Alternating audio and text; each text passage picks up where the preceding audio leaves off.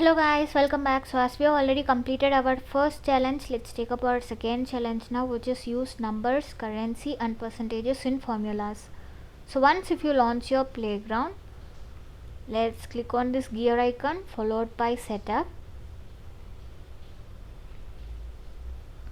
So here I'm just going to make a click on object manager and in quick find search for opportunity. So once if you get the result, click on it, followed by fields and relationships, followed by new.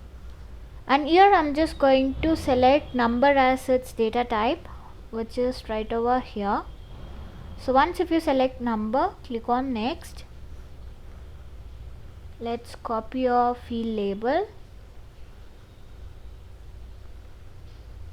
So copy this and paste it right over here. So once if it is done, click on next,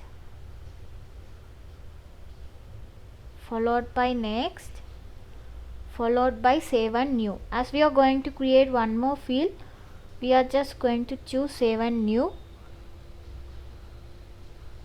So here again choose number, followed by next. Let's copy our field label again, just paste it right over here, followed by next,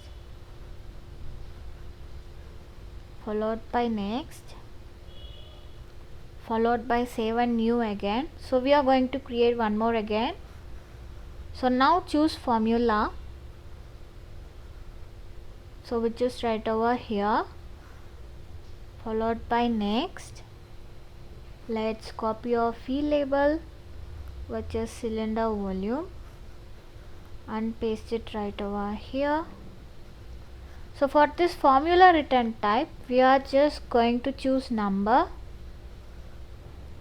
and choose decimal places as 0, and now click on next. So guys, here just copy and paste this formula, which I will provide in comment section. So once if it is done, click on check syntax. We shouldn't get any errors right over here.